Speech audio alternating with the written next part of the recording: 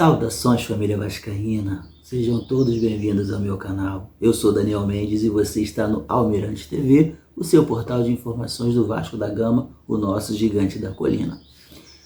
Vamos falar de Copinha. O Vasco e o Nacional se enfrentam aí na terceira e última rodada. Os dois têm chance de classificação, o Vasco só depende de si, o que significa que, caso vença a partida, já avança sem necessidade de secar ninguém. Já o Nacional tem que vencer e torcer aí por cartões amarelos para poder avançar, uma série de combinações. Vamos aguardar e confiar aí na classificação. Campeonato Carioca. O Vasco estreia amanhã na competição contra a equipe que o eliminou ano passado, a equipe do Nova Iguaçu. O jogo é em São Januário, mas o mando é da equipe do Nova Iguaçu.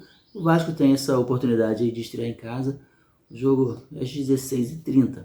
E ontem o presidente Pedrinho se deu uma entrevista e falou sobre venda da SAF, técnico Fábio Carille, contratações, entre outros assuntos. E eu quero deixar um trecho aqui para você. Desde que eu cheguei, sim, a gente tem trabalhado de uma forma mais discreta possível, porque a gente sabe que a concorrência financeira é grande e às vezes algum nome que é ventilado, obviamente isso aumenta a repercussão e o debate na mídia. Com isso aumenta também o nível de propostas e a gente acaba não sendo tão forte no mercado. Então a gente já identificou os pontos necessários e devagarinho a gente, dentro do orçamento, respeitando muito toda a história que vocês já sabem, para a gente tentar ser assertivo e fazer um time mais forte, mais competitivo para a temporada. Faz parte de todo o processo também para você atrair e contratar jogadores, né? Porque os jogadores se falam, obviamente. Alguns jogadores optam por, de repente, clubes que pagam até um pouco menos, mas que têm uma estrutura melhor. Então, quando eu chego, obviamente, quase no meio do ano passado, e tenho a entrada, obviamente, direta ali dentro do centro de treinamento e vejo que nada foi feito do que foi prometido, do que estava em contrato, num valor específico de investimento, obviamente me assustou muito, mas eu tinha que arcar com outras prioridades. Muitos jogadores com valores atrasados de luva, enfim, transferências também, eu tive que fazer algumas para não sofrer o transfer ban. Então a prioridade obviamente não foi o CT. Com isso a gente conseguiu fechar o ano do jeito que eu queria, em dia, sem qualquer tipo de adiantamento da receita de 2025, com alguns processos de mecanismo jurídico para que a gente tivesse um respiro financeiro. Dentre eles foi a medida cautelar antecedente, que a gente conseguiu prorrogar um pouquinho mais, e aí a gente tem um fluxo de caixa mais tranquilo para a gente separar um valor que não é gigantesco, mas para dar no mínimo um suporte adequado de estrutura ali dentro do centro de treinamento, que é uma coisa que me incomoda por diversos aspectos. Primeiro, porque o que eu acho que o Vasco merece é uma coisa muito maior. Segundo, porque estava em contrato e não foi cumprido. E foi passado para fora uma coisa que as pessoas tentam jogar, obviamente, debaixo do tapete, né? Muitas vezes. Como, não, já passou, agora contigo daqui para frente. Não, já passou não. Esse problema é causado por isso. E a gente tem que trazer à mesa, porque muitas pessoas se aproveitam disso para fazer política dentro do Vasco. E isso cansa. Então, assim, eu vou ser sempre transparente, vou ser sempre verdadeiro e vou falar a verdade para todo mundo. Não vou ficar criando história. Então, agora a gente conseguiu dar um respiro. A gente tem que ser assertivo, porque o dinheiro é curto. E mais com a recuperação de alguns atletas, que teoricamente faz parte até da minha contratação, porque se você me perguntar como não foi pago praticamente nada, vocês viram isso que foi publicado essa semana, eu estou pagando a todos esses atletas. Então, teoricamente, eu estou contratando esses atletas que já tinham sido contratados. Então, é todo um malabarismo financeiro para a gente botar o clube, tentar equilibrar financeiramente para alguns anos mais para frente, colher os frutos necessários. A questão do deságio é com muito respeito aos credores, né? Porque a gente tinha por lei botar um deságio praticamente no valor que a gente quisesse, e com muito respeito a todos os credores, que meu pai foi um dos funcionários ali também, então eu sei de toda a dificuldade, é fazer um acordo praticamente sem deságio, esticando um pouquinho as parcelas, né, mais longa, com isso a gente tem mais respiro, como eu falei, de fluxo de caixa. A gente consegue ir pagando as dívidas, negociando, só de você negociar já encurta muito. A gente tem uma perspectiva que nas negociações a dívida caia, de repente, até mais do que da metade. E se a gente fizer isso com um cronograma muito bem elaborado de pagamento, a gente consegue sanear as dívidas. O tempo ele depende muito das receitas que a gente vai ter. E também depende, se entrar um investidor, esse tempo é encurtado.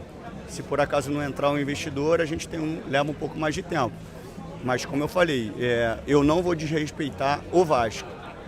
O Vasco foi desrespeitado de forma financeira e de forma institucional. E isso não vai acontecer comigo. Não é uma briga Pedrinho 7777, é uma briga com o Vasco. A 777 lesou o Vasco, não o Pedrinho. Então eu represento o Vasco, eu represento o torcedor, eu represento o sentimento do torcedor. E a minha responsabilidade é ser respeitoso em todas as áreas, dentre elas a financeira. É repetitivo e chato, mas é o que eu tenho que ser. Quando as pessoas falam assim, eu tenho que ir lá cobrar qualquer investidor que tenha um NDA assinado. Eu não cobro porque isso não faz parte de uma negociação. Como é que eu vou chegar para o investidor e falar assim, dá para você fazer uma proposta para o Vasco logo? Isso não existe. Então as pessoas falam que eu não tomo iniciativa. A minha iniciativa não é essa. A iniciativa é eu passar todos os números que a gente já passou através do NDA assinado e esperar uma avaliação dos investidores que a gente tem, obviamente, já com a assinatura do NDA. Dito isso, a gente fica na expectativa que eles façam uma proposta ou recuem de vez até para tirar a perspectiva do que é criado com relação aos torcedores. Então, assim, que pé que está? Todos eles praticamente no mesmo nível de avaliação. Não sei qual o número de membros das equipes para debruçarem sobre os contratos e acelerarem o processo de leitura. Quanto mais gente, obviamente, mais rápido é feita a leitura, para que eles tenham uma definição se eles vão querer ou não, que tipo de proposta eles vão fazer, qual o modelo dessa proposta. Caso não tenha nenhuma proposta, a minha obrigação é honrar todos os compromissos. Então, assim, por que a gente faz uma reestruturação financeira e dessa vez é uma reestruturação financeira de verdade? Porque a gente já está com a medida cautelar antecedente, a gente já está negociando com os credores. Então, assim, não tem outro caminho se você não pagar a dívida. Não tem, isso não existe. Quem sentar na cadeira e falar que é outra coisa, está enganando o torcedor. Porque a gente está enxugando o gelo. Uma dívida que era de supostamente 700, que a gente descobriu que era 900, hoje é uma dívida de 1.400 bi. Então, assim, é isso. É trabalhar pro Vasco. Não para o Pedrinho, não para nenhuma pessoa especificamente, mas pela instituição. Primeiro, assim, mais uma vez, a gente tem que identificar ali na contratação do Carille os comentários que são realmente de uma avaliação pelo trabalho, pelo nome do Carille, e a outra coisa do que as pessoas que sobrevivem do caos do Vasco, que a gente tem que separar bem isso. O Carille é um cara muito vitorioso dentro da sua carreira, então as pessoas desmereceram muito isso. A leitura do Carille das posições bateram, obviamente, com o que a gente já tinha identificado. E é nessa busca que a gente está. A gente tenta acelerar alguns processos, alguns a gente consegue, obviamente, como foi com o Tietê. Outros demoram um pouquinho mais, né? A gente teve duas saídas, rapidamente a gente recompôs com alguns critérios, né? Jogadores de potencial de desenvolvimento, como o Lucas Freitas, e agora a gente ser assertivo nas outras posições que já estão identificadas, já estão com jogadores mapeados, já estão, obviamente, em negociação, mas às vezes acelera um pouquinho, às vezes demora um pouquinho mais. Assim, eu aprendi que a gente eu pelo menos só vou falar depois que tiver assinado. Eu aprendi que muita coisa é acertada de uma forma muito segura e acontece uma pequena coisa na hora certa e as coisas não andam. Então, assim, algumas posições elas já estão em negociações umas um pouco mais avançadas, outras no início, mas quando tiver assinado vocês vão saber. Mas é as posições assim, que a gente já identificou como necessidade. Todos esses jogadores que têm a possibilidade no meio do ano de assinar um pré-contrato, a gente já está conversando com todos esses atletas. Um pouquinho a imprensa para dentro do CT. Obviamente que eu sempre fui a favor disso, porque tem uma relação, obviamente, ali, não vou falar que diária, porque não deve ser uma coisa diária, mas você começa a ter um entendimento do que os profissionais que estão trabalhando, os atletas começam a ter um entendimento que o trabalho de vocês também é importante para que vocês passem um conteúdo realmente mais específico, porque às vezes surgem muitas coisas que não são verdadeiras e vocês têm que debater sobre isso. Quando vocês estão ali, vocês têm uma relação e obviamente o conteúdo é muito mais concreto. Então assim, mas isso tudo dentro de uma avaliação. É uma coisa que eu já vinha avaliando, né? Como era, acho, antes de fechar totalmente, ficava ali mais ou menos 15, 20 minutos, né? No pré-aquecimento, no treino inicial e depois a imprensa se retirava. Então é uma coisa que passa, a gente já deu um primeiro passo, que foi a reapresentação dos atletas com vocês lá dentro, então acho que é um caminho que pode acontecer. Ele tem muitas variáveis, né? A gente obviamente coloca muitas, internamente coloca uns objetivos que são mais palpáveis, né? Mas se você perguntar se para qualquer um de vocês, antes da Copa do Brasil, se a gente chegaria numa semifinal, obviamente todo mundo falaria que não. Então, assim, foi uma surpresa para todo mundo, porque futebol é assim. Então, assim, a perspectiva, obviamente, é de, nas competições que exigem menos de um elenco muito grande, que são as competições que são praticamente de mata-mata, né? Aquela fase de grupos ali. Quem tem um elenco mais reduzido, né? Quem não tem 2, 3 times, obviamente tem mais oportunidade, um pouco mais de chance. Então as Copas são importantes para a gente. Olha, assim, a gente tem um retorno de jogadores importantes, tivemos jogadores que se lesionaram, que seriam importantes para a continuidade da competição na temporada passada, como o Adson e o David. O David a gente só vai ter ele praticamente em setembro, por aí. O Adson está em um processo de retorno, tem o Estrela, o Paulinho que volta e é um jogador de muita qualidade. O Jair demonstrou isso na reta final. O próprio Coutinho iniciando uma pré-temporada, porque na temporada passada ele vem de um mundo árabe e na reta final ele já dá uma resposta melhor. Nós temos bons laterais, estamos reforçando o setor defensivo, já identificamos as outras necessidades. Então, assim, dentro de um cenário difícil financeiro que nós temos, o Vasco, se você olhar friamente, é um time que pode competir forte em algumas competições, obviamente sem a redundância. Mas se a gente equilibrar cada vez mais a questão financeira e a questão de ser assertivo, que a gente usa essa palavra, nas contratações que a gente fizer ou que a gente já tenha feito, esses jogadores conseguirem responder o mais rápido possível. Porque ninguém engana ninguém assim hoje no futebol, né? Não tem como eu falar que um jogador é bom se ele é ruim, ou se ele é ruim e vocês falarem que ele é bom. Porque todo o acesso que a análise de desempenho tem, o scout tem, né? Eu tenho, vocês têm.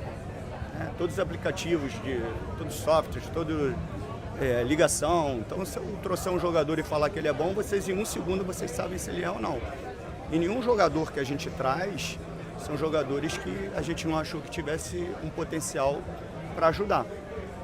Agora, se desempenhou ou não desempenhou, são as variáveis do futebol. A gente acredita que esse ano alguns jogadores podem render melhor do que eles renderam. E isso seria uma ajuda também muito grande. Com relação à satisfação do elenco, volta a cair na questão financeira, né? Muitos jogadores que de repente a gente teria uma receita para contratar, nós estamos honrando. Porque imagine você dentro de um elenco, você sendo um atleta, e eu estou te devendo luvas, salários atrasados e estou lá buscando outros jogadores. Então, se eu não honrar com você, eu tenho que, no mínimo, como é que eu entro dentro do vestiário? Eu perco praticamente o vestiário. E também eu não conseguiria entrar no vestiário com todos esses atrasos que não foram feitos por mim, mas que desde o momento que eu assumo, minha responsabilidade. Então, como é que eu chegaria ali para te cobrar algo como atleta, né? Pô, você tem que fazer isso, se eu não estou honrando contigo e estou por fora contratando outros jogadores. Então, assim, é um mecanismo financeiro difícil, mas que a gente está aí para isso. Nós entramos sabendo de tudo. Então, assim, eu não estou lamentando, eu só não vou deixar que as pessoas joguem para debaixo do tapete e digam, ah, não, isso aí a gente já sabe, agora daqui para frente. Não. A gente já sabe, não. Isso aqui é o problema que nós temos causado pelo que aconteceu. E a gente não vai jogar para debaixo do tapete. Eu vou ficar relembrando para todas essas pessoas que fingem uma insanidade para causar o caos dentro do clube. E eu vou dar sempre luz para isso, para que uma hora isso termine em São Januário, porque muitas vezes o Vasco, muitas pessoas do Vasco atrapalham o próprio Vasco. Então, assim, pode ter certeza que tem muita gente que torce para as coisas não darem certo, e isso eu não consigo entender. Entendeu? Vascaíno torcendo contra Vascaíno. Cobrança, obviamente avaliação de trabalho, isso é muito digno e muito respeitado por mim como presidente. Agora, deslealdade, jogo político, para estragar o clube, não, por causa de uma pessoa, por causa de mim, a gente tem que pensar no Vasco. Eu não sou maior do que o Vasco, eu represento eles e vou fazer o melhor para isso.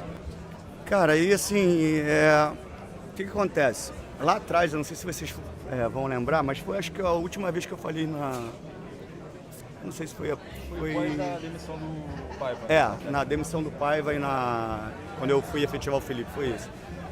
Eu falei que a antecipação do campeonato estadual, devido ao Mundial de Clubes, ela prejudica todo um processo de planejamento. Por quê? Obviamente que vai ter uma pausa no meio do ano. Só que os atletas que jogaram a temporada inteira, eles precisam de um mês de férias. Não tinha como eu negociar com esses atletas, dar 15 dias de férias para depois dar mais 15 no meio do ano, sendo que os atletas já tinham viagem marcada, já tinham passagens compradas, sabe? Tem todo um desgaste emocional do que foi a temporada passada. Então, esses atletas não vão iniciar o campeonato, devem iniciar pela quarta, quinta rodada. Aí eu tenho que trazer o sub-20 para jogar o estadual, sendo que os times menores de potencial, como é o primeiro adversário nosso, o Nova Iguaçu, que foi vice-campeão carioca, como Volta Redonda, times que são muito bem estruturados, que já vêm treinando há muito mais tempo, e a gente teve que apresentar o sub-20 no dia 27, então eles passam 2, 3 dias praticamente fazendo exames, aí para o ano novo, então começa a treinar praticamente no dia 2, para jogar uma competição já no dia 11, contra equipes que já são estruturadas.